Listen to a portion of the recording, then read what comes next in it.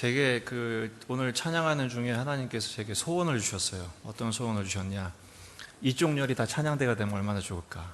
여기 전부 다 그냥 들어가고 나가고 합시 그냥 일어나 찬양하고. 할렐루야. 네. 우리 다 같이 한번 따라합시다. 하나님 참 감사합니다. 다시 한번 하나님 참 감사합니다. 여러분 감사하십니까? 정말 감사합니까? 네, 지금 따라 했으니까 감사한 거죠. 그런데 감사할 수 없는 형편이 있을 때도 있습니다. 감사해야 되는 거 알죠? 그러나 우리의 삶의 대부분이 감사로 채워지지 못할 때가 많습니다. 라이피 곱스라는 분은 그런 말을 했어요. 감사할 줄 모르는 사람한테 대한 벌은 없답니다. 왜냐? 감사하지 않는 삶 자체가 벌이기 때문입니다. 그래서 우리는 감사해야 된다는 거 알아요. 그리고 감사해요. 근데 어떤 때는 억지 감사일 때가 있습니다. 하라고 하니까 범사에 감사하라 그러니까 감사하죠. 그럼 감사에도 수준이 있습니다. 어떤 수준이 있느냐? 조건이 될 때 하는 감사가 있습니다. 감사할 조건이 될 때 돈이 들어오고 일이 이루어지고 병이 낫고 내가 원하는 것들이 이루어질 때 어떤 조건이 충족될 때 하는 감사, 혹은 비교하는 감사, 그런 감사는 사실은 세상 사람들도 합니다. 성경에서 기대하는, 성경에서 명령하는 감사는 뭡니까? 범사에 감사하라. 이건 뭐예요? 조건적이지 않아요. 비교하지도 않습니다. 우리는 감사한다는 게 사실은 그런 감사죠. 이만하면 다행 아닌가. 그래서 병원에 가서 이렇게 환자를 만나면 이만하기가 어디야. 그건 뭐예요? 이만하면 다행이라 이거죠. 발견된 게 감사다 이거죠. 그러면 더 심한 사람은 어떡하라는 얘기예요? 그 사람 감사하지 못할 형편인가요? 그게 아니죠. 우리가 아까 찬양했죠. 받은 복을 세어보아라. 받은 복을 세어보아라. 복을 받았기 때문에 감사한 것. 그러나 복을 받지 못한 것처럼 여겨질 때는 어떻게 해야 돼요? 그럼 감사하지 말아야 되나요? 그것도 역시 문제입니다. 복이란 기준이 어떻게 설정되냐에 따라서 감사도 달라질 수 있는 거죠. 그러나 성경에서는 일관되게 이야기합니다. 온전한 감사로 드려라.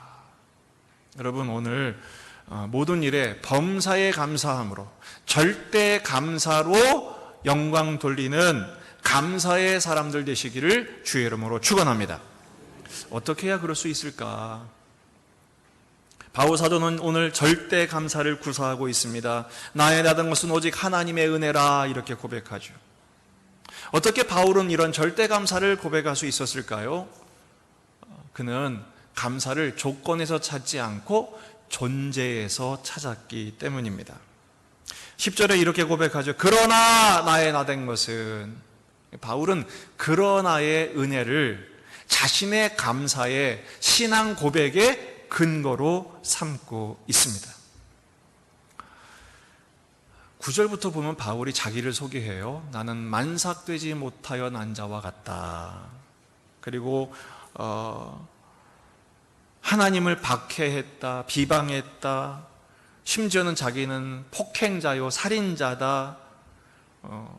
디모데전서 1장에서는 죄인 중에 괴수다 이렇게 소개를 해요. 죄인 중에 괴수다. 그러니까 하나님의 은혜는커녕 자기는 구원받을 만한 자격도 근거도 아무것도 없는 사람이다 라는 것이죠. 그래서 그는 말합니다. 그냥 지금 나의 모든 것은 다 하나님의 은혜일 뿐이다.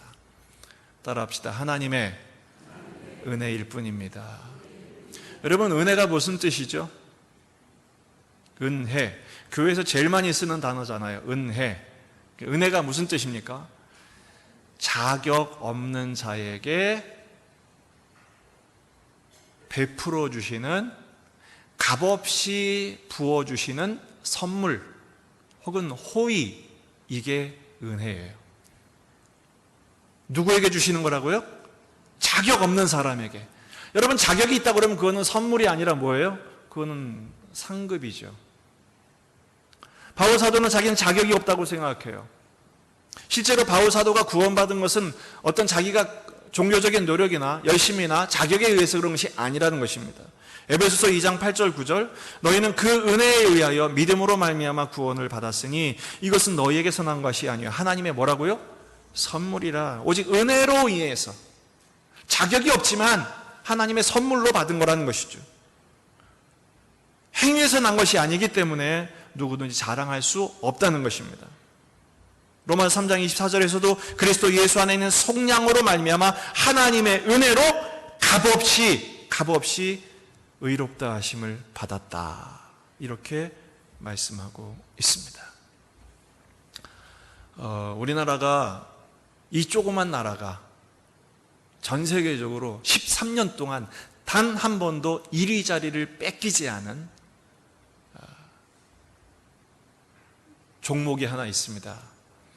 OECD 국가 중에 13년 동안 단 한 번도 뺏기지 않은 종목이 뭘까요? 자살률 1위입니다. 13년 동안 10대 자살률 1위, 20대 자살률 1위, 30대 자살률 1위, 노인 자살률은 OECD 국가 평균의 2배. 지금 우리나라는 건국 이래로 사실은 가장 많은 것을 누리고 있는 중입니다. 그렇지 않습니까? 수십 년 전만 해도 우리는 잿더미가 된 상황이었습니다. 근데 지금은 어떻습니까? 전에는 먹을 것이 없어서 떼거리가 없어서 고민이었는데 지금은 너무 먹어서 고민하지 않습니까? 다들 만나면 쪘네? 뺐네? 모든 관심사가 그거예요. 그런데 그렇게 많은 것을, 건국 이래로 가장 많은 것을 누리고 있지만 사실 우리의 만족 지수는 거의 최악에 불과합니다. 거의 최악. 거의 모든 사람들이 불행하다 느낍니다. 왜 그럴까요? 왜 이렇게 많이 자살할까요? 어제도 36명이 자살을 했어요. 우리나라에서. 왜 그럴까요? 겉은 채워졌는지 모르지만 속이 비어서 그래요. 내면의 공허함은 외적인 것으로 채울 수 없어요. 돈으로도 안 돼요. 명예로도 안 돼요. 그 어떤 거로도 안 돼요. 지난주에도 멀쩡한 유명한 탤런트가 갑자기 자살을 하잖아요. 지위 고하를 막론하고 요즘은 한 치 앞을 내다볼 수 없어요. 왜 그런 일이 생길까요? 마음이 비어서 그래요. 여러분, 이 마음에 빈 것은 어떤 밖의 것으로는 안 돼요. 어떤 조건으로도 안 돼요. 하나님을 만나야 될 줄로 믿습니다. 오직 하나님의 은혜로 채워져야만 부유해지는 것입니다. 바울 사도는 그것을 깨달았어요. 전에는 어떤 자기 열심이 있었어요. 종교적인 열심이 있었어요. 하나님을 사랑했기 때문에 남을 죽여서라도 그것을 채우려고 노력했어요. 그런데 피치신 예수님을 만나고 나서 그가 충격을 받습니다. 시급을 전폐하게 돼요. 왜 그렇습니까? 아하, 내가 잘못 살았구나. 이거로 되는 거 아니구나. 따라합시다. 내가 안 해도 하나님이 다 하신다. 여기서 우리는 넉넉함을 가지셔야 돼요. 마음의 부유함을 가지셔야 해요. 지금 우리나라 부자들이 정말 부자 같은가요? 대기업들, 많이 가진 사람들, 정말 그렇다면 그들은 정말 넉넉한 삶을 살아야 되는데 사는 거 보면 거지같이 살고 있지 않습니까? 그렇게 많이 가지고 그렇게 많이 이뤘는데도 거지 같아요. 왜 그러죠? 속이 비어서 그래요. 사실상 바울 사도의 인생을 보면 정말 바울같이 거지같이 산 사람도 없습니다. 대부분 못 먹고 못 자고 추위에 떨고 어려움 속에 고난 속에 살았어요. 근데도 지금 뭐라고 그러니까 나의 나 된 것은 다 하나님의 은혜라. 왜 그러죠? 그는 하나님의 은혜로 채움을 받은 철저한 은혜 의식에 붙들려 있었기 때문입니다. 여러분, 이 바울에게 부으신 그러나의 은혜, 오늘 우리에게도 이미 충만하게 부어주신 줄 믿습니다. 한번 따라해 봅시다. 이 모든 게 하나님의 은혜입니다. 할렐루야! 하나님의 은혜가 지금 흐르고 있음을 믿으시길 바랍니다. 뭐가 은혜예요 도대체? 지금 된 거 하나도 없는데. 여러분 지금 여러분 발로 걸어서 지금 예배드리러 오셨죠? 여기 휠체어 타고 오신 분 아직 못 봤는데, 아유, 저는 수술하고 나서 한 이틀 동안 저의 가장 간절한 소원이 뭔 줄 알았어요? 아세요? 첫 번째 소원은 요거 30도 돌리는 거예요. 이렇게 요 누운 상태에서 요 30도 등짝이 베겨 죽겠는 거예요. 죽겠는 거예요. 아, 이게 욕창 생기는 분이 이런 고통이겠구나 느껴지겠다. 하나님 요거 30도만 돌리게 해줘서 이거 돌리니까 살겠더라고요. 두 번째 소원이 뭔 줄 아세요? 화장실 좀 걸어서 가보는 거예요. 오늘 아침에 화장실 걸어서 갔다 오신 분은 오늘 감사한금을 무지하셔야 합니다.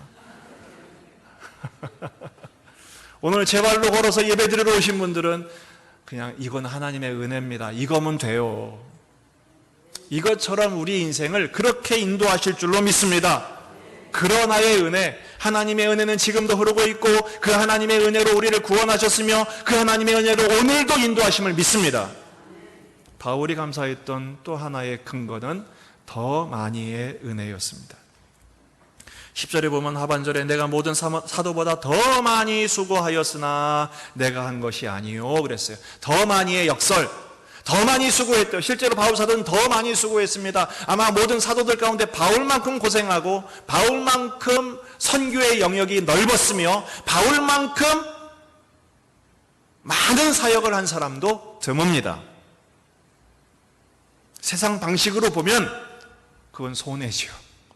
아니, 똑같은 대접받을 거면 이왕이면 덜 움직이고 덜 고생하고 덜 수고하는 게 맞지 않아요? 그게 세상 방식이지 않아요? 그런데 바울 사도는 더 많이 수고한 것이 은혜래요. 왜 그랬을까요?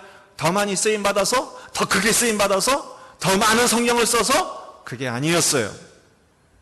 그가 더 많이 수고했으니 그랬대. 이 원문을 직역하면 더 많이 피곤했다 이런 뜻입니다. 더 많이 피곤하였으나 그가 그렇게 더 많이 손해보고 더 많이 피곤하고 더 많이 수고했는데 그게 왜 감사하냐? 하나님과 사랑하는 관계를 경험했기 때문입니다. 여러분 지금 이 고린도전서 15장 10절 말씀은 오직 하나님의 은혜라 라는 제목으로 많이 설교되는 본문이에요. 그런데요, 사실은 이 10장의 전후 문맥은 은혜의 맥락이 아니라 부활의 맥락이에요. 여러분 13장이 무슨 장이죠? 고린도전서 13장이 무슨 장이죠? 그렇게 사랑장 그러면 안 되고 사랑장 하셔야 돼요. 고린도전서 13장은 사랑장입니다. 근데 15장은 뭐예요? 부활장이에요. 부활장. 바울 사도가 더 많이 피곤한 인생을 살았음에도 불구하고 하나님의 은혜라고 고백할 수 있었던 이유는 그가 부활에 대한 확신이 있었기 때문에. 그가 그런 말을 해요. 믿는 자들에게 있어서 부활이 없으면 우리는 세상에서 이보다 불행한 사람이 없다 이런 말을.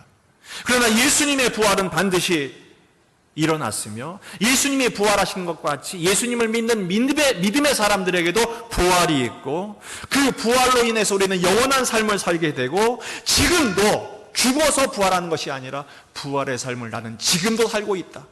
그러므로 더 많은 고난, 더 많은 죽음을 경험하는 것, 더 많은 수고와 피곤함을 경험하는 것도 나에겐 은혜다. 왜 그래요? 주님의 부활을 경험하는 기회이기 때문에 그렇다는 것입니다. 그래서 고린도전서 15장 20절에서 23절을 보면 바울 사도는 부활에 대해서 이 부활의 오늘의 의미, 그리스도인들이 오늘 어떤 의미로 부활을 받아들여야 될지를 이렇게 설명합니다. 그러나 이제 그리스도께서 죽은 자 가운데 다시 살아나사 잠자는 자들의 뭐가 되셨도다? 첫 열매가 되셨도다. 혹시 성경을 펴셨으면 거기다 밑줄을 거세요. 첫 열매가 되셨다.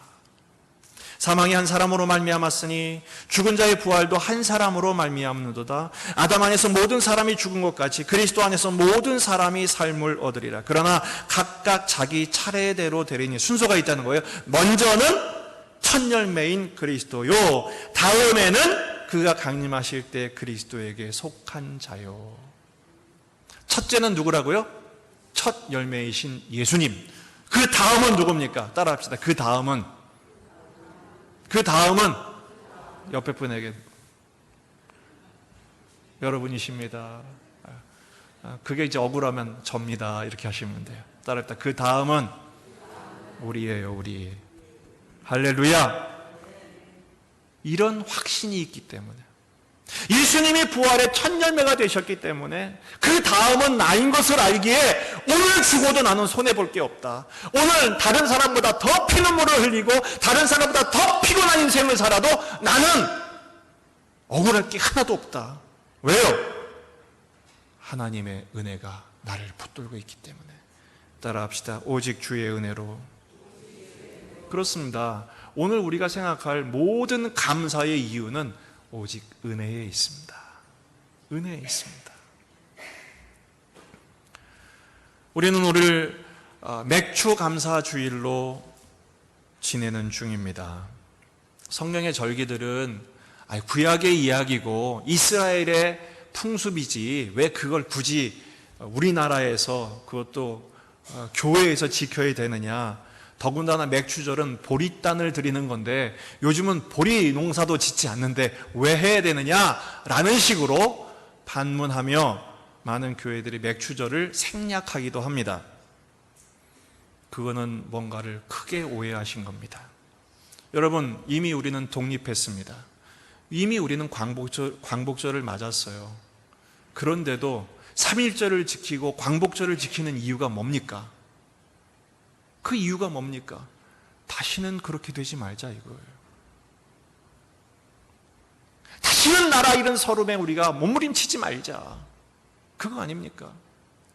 우리가 구약의 절기를 묵상하고 그 절기를 자꾸 지키면서 되새기는 이유가 뭡니까? 하나님의 주신 은혜를 놓치지 말자 이거예요. 여러분, 성경의 절기는 전부 다 하나님의 시간표예요. 당신의 백성들을 향한 하나님의 구원의 계획표요, 하나님의 구원의 역사의 순서도인 것입니다. 맥주절은요, 그런 점에서 기독교의 3.1절같이, 광복절같이 굉장히 중요한 의미를 담고 있어요. 여러분, 맥주절은요 여러 이름으로 불리기도 해요. 첫 번째 곡식을 드린다고 해서 초실절, 그리고 7주를 계속한다고 해서 77절, 그리고 50번째 절기인 오순절이 있다고 해서 오순절, 이렇게도 해요. 여러분, 초실절은 이스라엘 전체 나라에서 첫 번째 곡식단을 드리는 공식적인 성전 제사예요. 이스라엘은 밀과 보리를 농사짓는데, 여러분, 밀이 먼저 맺혀요? 보리가 먼저 결실돼요? 항상 보리가 먼저 결실되니까 보리단을 먼저 드리게 돼 있어요. 그래서 맥추라고 하는 것입니다. 77절은 뭐예요?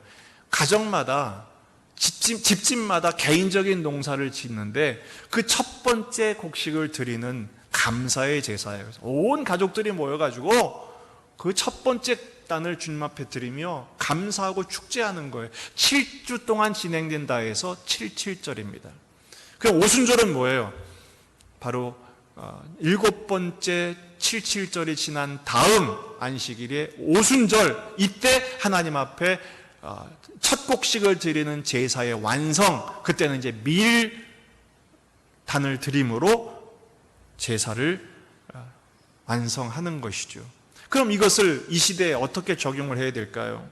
여러분, 바로 첫 번째 열매를 드린다고 해서 이 첫 번째 열매가 우리에게 뭐냐라는 것입니다. 아까 누가 우리에게 첫 번째 열매가 되주셨다고요? 예수님께서 십자가를 지고 죽으신 것으로 끝나신 것이 아니라 부활의 첫 번째 열매가 되사, 실제로 초실절 첫 번째 제사를 보리단을 드리는 시간이 안식 후 첫날 새벽 동틀 무렵이에요. 예수님이 부활하신 시간과 정확하게 일치해요.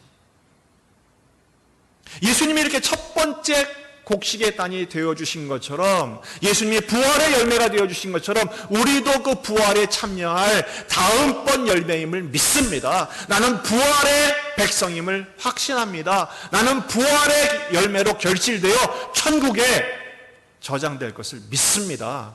라는 고백인 것입니다. 더군다나 오순절은 어떻게 완성됩니까? 사도행전 2장에서 오순절 성령 강림의 역사로 완성되지요. 그런데 이 사도행전 2장의 오순절은 어떤 의미를 갖고 있어요? 바로 교회의 생일입니다. 그때부터 공식적인 교회가 출발을 하는 거예요. 그전에는 그냥 광야 교회 이런 식으로 그냥 통쳐버리고 말았는데, 정말로 오순절 성령의 강림 역사로 인해서 교회를 설립하셨어요. 교회를 세우신 이유가 뭐예요? 온 천하 만민에게 땅끝까지 그리스도의 십자가의 복음을 증언케 하시려고 세워주신 것이죠. 그래, 출애굽기 23장 16절, 맥추절을 지키라. 이는 내가 수고하여 땅에 밭에 뿌린 것에 첫 열매를 거둠이니라. 내가 수고하여 그랬죠. 아까 바울이 뭐라고 그래요? 내가 더 많이 수고하였으나. 여러분, 우리가 이 땅에서 사는 것은 사실은 수고로운 일입니다. 지난 한 주간 얼마나 고되셨습니까? 얼마나 몸도 피곤하고 마음고생이 심하셨습니까? 우리가 이 땅에서 수고하며 살아가는 의미가 뭘까요? 여기서 수고한다는 말은요, 한번 제가 퀴즈를 낼게요. 이는 내가 수고하여 밭에 뿌린 것에 첫 열매를 거둠이니라. 이 수고는 광야에서 수고한 걸까요? 가나안 땅에서 수고한 걸까요? 1번 광야, 2번 가나안 땅. 어딥니까? 여러분, 광야는 수고할 게 뭐 있습니까? 광야에서 수고는 하나님이 하셨지. 가는 곳마다 만나를 뿌리신 게 하나님이 하신 거니까. 이스라엘 백성은 가서 거두기만 한 거잖아요. 여러분, 여기서 수고는 가나안 땅에서 수고한 것을 말해요. 다시 말해서 가나안 땅에 자기들이 직접 농사를 지어 거둔 것을 의미하지요. 여러분, 가나안 땅에 산다는 게 뭐예요? 약속의 백성 됐다는 것이죠. 약속한 땅, 언약의 땅, 거기서 살게 됐고 거기서 하나님께 살게 하신 것을, 나는 하나님의 약속의 땅에서 살게 되었습니다라는 고백인 거예요. 동시에 이 약속의 땅에서 해야 할 일이 뭡니까? 옛사람의 잔재를 제거하는 거예요. 애굽 요소를 제거하는 거예요. 이스라엘 백성들은 그래서 가나안 땅에 들어가자마자 정착부터 하지 않았어요. 가나안 땅에 들어가자마자 뭐부터 했어요? 전쟁부터 했어요. 어떤 전쟁? 거기 정착민들과의 전쟁이잖아요. 그러나 그것은 사실은 창과 칼로 하는 전쟁이 아니에요. 순종을 하는 전쟁이었어요. 말도 안 되는 명령이었지만 하나님의 말씀에 순종했을 때 그들은 반드시 승리했으며, 객관적으로 이젠 할만하다 해서 순종하지 않고 싸운 것은 하나님이 아주 쓴 맛을 보게 하셨죠. 여러분, 우리가 이 땅에서 살아가는 모든 삶의 과정이 하나님의 말씀대로 순종하는 것을 연습하는 훈련인 것입니다. 다시 말해, 은혜로 사느냐 내 힘대로 사느냐의 싸움이에요. 여러분, 오늘 이번 한 주간도 하나님의 은혜로 승리한 우리가 되기를 주의 이름으로 축원합니다. 왜 은혜가 중요하냐? 은혜로 반드시 거두게 하실 거예요. 첫 열매를 드리라, 이건 뭐예요? 열매를 거두게 하시겠다는 약속인 것입니다. 시편 30편 11절 12절 말씀입니다. 같이 한번 읽어보십시다. 시작. 주께서 나의 슬픔이 변하여 내게 춤이 되게 하시며 나의 베옷을 벗기고 기쁨으로 띠띠우셨나이다. 이는 잠잠하지 아니하고 내 영광으로 주를 찬송하게 하심이니 여호와 나의 하나님이여 내가 주께 영원히 감사하리이다. 할렐루야. 영원히 뭐 한다고요? 감사하리이다. 왜 그렇습니까? 슬픔이 변하여 춤이 되게 하시고 베옷을 벗기고 기쁨으로 띠띠우신 하나님을 믿기 때문에 어떻게? 따라합시다. 오직 은혜로. 할렐루야. 십자가의 은혜로 우리를 붙드시며 부활의 은총으로 우리를 일어나게 해 주실 줄 믿습니다. 여러분, 병 들었을 때 아무리 병 들어도 병 들었는데 안 죽어. 그럼 이거 할만해, 안 할만해요? 이건 할만하죠. 안 죽어. 근데 사업을 해도 어려운 때가 오잖아요. 이거 망할 것 같은데, 근데 절대 안 망해. 물론 거기서 망할 수 있어요. 하나님은 결국 다시 일어나게 하실 거야. 그게 확신이 있어. 그러면 여러분, 두려워요? 재밌어요? 이게 실감이 안 나시는 모양이네. 여러분, 이번에 그 20세 이하 월드컵 게임 보셨잖아요. 그 예선할 때 세네갈전 보셨나요? 그 한 골 주고받고 페널티킥을 넣고 뭐 처음에 2번이나 실축하고, 그런데 만약에 다 이길 걸 알고 있었어. 이거는 이긴 거야. 결국 이길 거야. 그래 실축하고 머리를 젖뜯어도 이길 걸 알면 재밌어요, 짜증나요? 그건 재밌는 거예요. 모르니까 짜증나고 모르니까 피곤한 거예요. 그런데 여러분, 우리 인생은 하나님이 붙드신 인생인 줄 믿으시기 바랍니다. 그래서 하나님이 드라마틱하게 우리 인생을 이끄시려고 물에도 넣었다가 불에도 넣었다가, 그러면서 우리의 순도를 높이시며 우리를 온전케 하시는 기가 막힌 인생으로 만들어 주실 줄 믿습니다. 우리는 오늘 성찬식을 참여할 것입니다. 이 성찬식의 원래 모형은, 성만찬의 원래 모형은 바로 오병이어였어요. 오병이어에서 이미 하나님은 천국의 식탁을 보여주셨어요. 그런데 이 오병이어의 이 떡이 무슨 떡이죠? 그 어린이가 자기 도시락 가져왔잖아요. 거기 떡이 몇 개 있었어요. 보리떡 5개, 물고기 2마리. 답이 나와버렸네. 무슨 떡이죠? 보리떡. 오늘 절기가 무슨 절기죠? 보리절이에요. 보리절. 예수님이 우리의 보리떡이 되어 오셨어요. 천국의 식탁을 펼쳐 보이기에 오셨어요. 그게 좀 더 거룩하게 성만찬으로 확대되었고, 이제 오늘 우리가 받게 된 이 떡은 무슨 떡입니까? 니들 운명은 내가 책임진다라는 것입니다. 여러분, 이 떡을 먹음으로 이 떡이 내 몸과 하나 되지요. 이 잔을 마실 때 이 잔이 나와 하나 되지요. 결코 분리할 수 없습니다. 누가 한번 분리해 보시겠어요? 원심 분리기 해가지고 분리해 보시겠어요? 그게 되겠습니까? 아닙니다.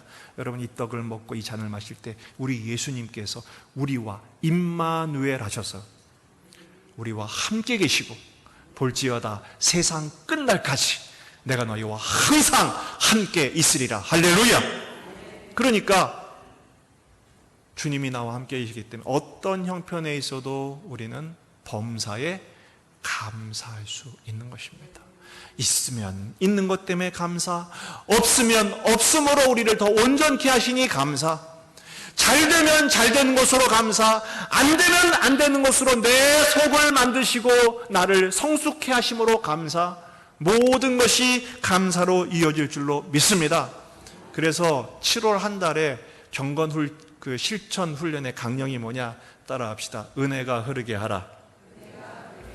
이번에는 5분 큐티, 성경 10번 읽기 그런 거 안 했어요. 오직 은혜가 흐르게 하라. 여러분, 어떤 때는요, 말 한마디로 은혜가 흘러요. 어떤 때는 말 한마디로 은혜가 막혀요. 짜증 한번, 소리 한번 빡 지르고 나면 오늘 충만한 은혜 받은 것도 다 쏟아버리는 거예요. 그러니까 여러분, 모든 순간 하나님의 은혜를 구하는 것입니다. 엎드려 주 앞에 나아가 하나님 은혜를 보여주세요. 은혜의 보좌 앞에 나아가 하나님이 은혜가 계속해서 흐르게 하세요. 여러분, 은혜가 흐른다는 것은 겸손해지는 것을 말해요. 왜? 은혜는 낮은 곳으로 흐르기 때문에. 은혜가 흐른다는 것은 나만 누리는 것이 아니라 다른 사람도 이 혜택을 보게 하는 것입니다. 나 때문에 다른 사람이 복되게 하고, 나 때문에 다른 사람들 혜택을 보게 하고, 나 때문에 다른 사람이 미소 짓게 하는 삶을 사는 것. 제가 왜 그렇게 정했느냐? 7월달이 제일 짜증 지수가 높은 달이에요. 제일 덥고, 남들은 휴가 가는데 휴가 갈 형편도 안 되고 제일 짜증이 나는 그런 달에, 이럴 때일수록 하나님을 바라보고 하나님의 은혜를 구할 때 하나님께서 여러분의 삶이 생수의 강이 흐르듯이 하나님께서 여러분의 7월 한 달을 은혜가 흐르는 진정한 서머 버케이션, 축복의 절기가 되게 해주실 줄로 믿습니다. 우리 함께 성찬을 받으시면서 그 하나님의 충만하신 은혜를 함께 묵상하고 누리게 되시기를 주의 이름으로 축원합니다. 보혈을 지나 함께 찬양하며